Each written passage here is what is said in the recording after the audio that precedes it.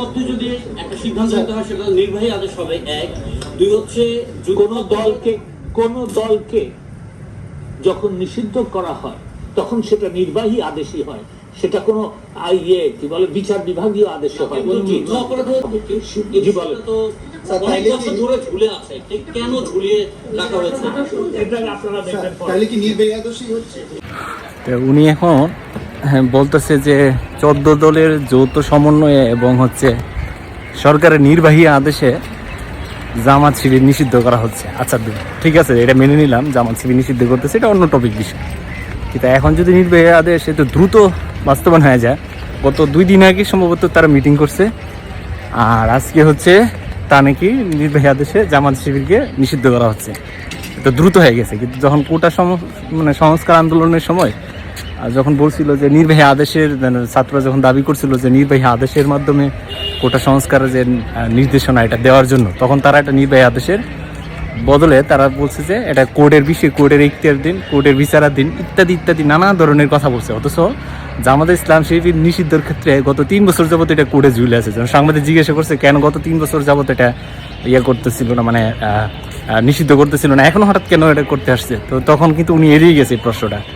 কিন্তু আমার প্রশ্ন হচ্ছে যে এখন যদি নির্বাহী আদেশ এত দ্রুত বাস্তবায়ন করা যায়, তখন কেন নির্বাহী আদেশে মানে কোটা আন্দোলন, সংস্কার আন্দোলনের যে দাবিগুলো বাস্তবায়ন করা গেল না?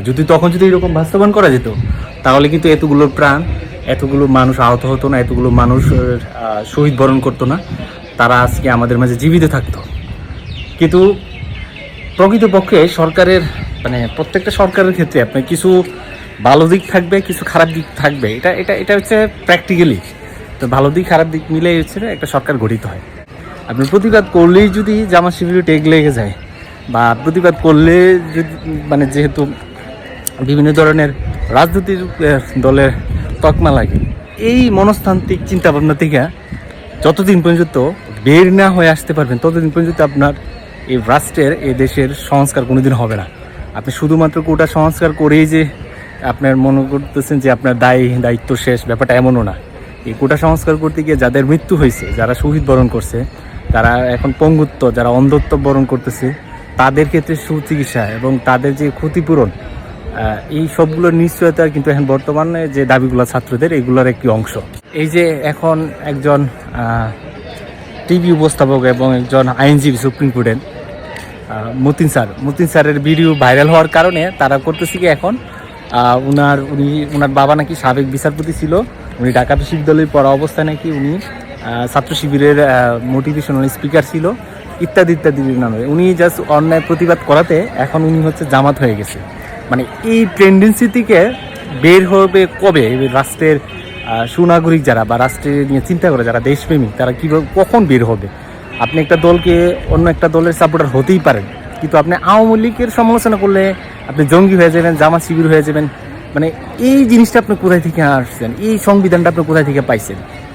মানে আমাদের দেশের যে সাধারণ ছাত্ররা যে এখন আন্দোলন করতেছে বা তারা যে দাবিগুলো করতেছে, এটা যদি অযৌক্তিক কোনো দাবি হতো, তাহলে হয়তো আপনি এটার বিরুদ্ধে অ্যাকশন যেতে পারতেন। সবগুলো যৌক্তিক দাবি। এখন আপনি যৌক্তিক দাবিতে আপনি তাদের তর্কে না পেরে এখন আপনি তাদেরকে বলতেছেন যে যারা তাদের পক্ষে সামিল হচ্ছে, তাদেরকে বলতেছে তারা হচ্ছে জামাত শিবিরের এজেন্ট, জামাত শিবিরের ইত্যাদি ইত্যাদি নিষিদ্ধ। এখন হুট করে আপনি জামাত শিবিরে এখন নিষিদ্ধ করতে চলে আসছেন।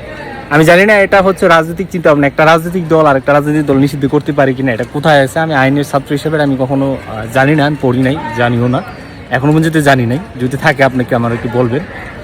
বা আমি এতটুকু জানি, একটা সরকার চাইলে একটা সংগঠনকে নিষিদ্ধ করতে পারে, কিন্তু কিছু প্রক্রিয়া আছে, মানে বিচারিক কিছু প্রক্রিয়া আছে, বিভিন্ন ধরনের প্রক্রিয়া আছে। আইনের ছাত্র হিসেবে এতটুকু জানি।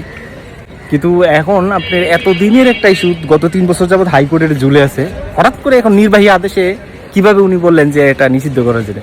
এটা যদি নিষিদ্ধ হয়ে যায়, নির্বাহী আদেশে যেহেতু দ্রুত কার্যকর হয়ে যায়, তাহলে শুরু থেকে কেন আপনারা কোটা সংস্কার আন্দোলনের ক্ষেত্রে নির্বাহী আদেশ দেওয়ার মাধ্যমে আপনারা ইগুলো করেন নাই, যে কোটা সংস্কার বাস্তবায়ন করেন নাই? তাহলে তো এতগুলো মানুষ আর তারা শহীদ বরণ হতো না, তারা আমাদের মাঝে বেঁচে থাকতো।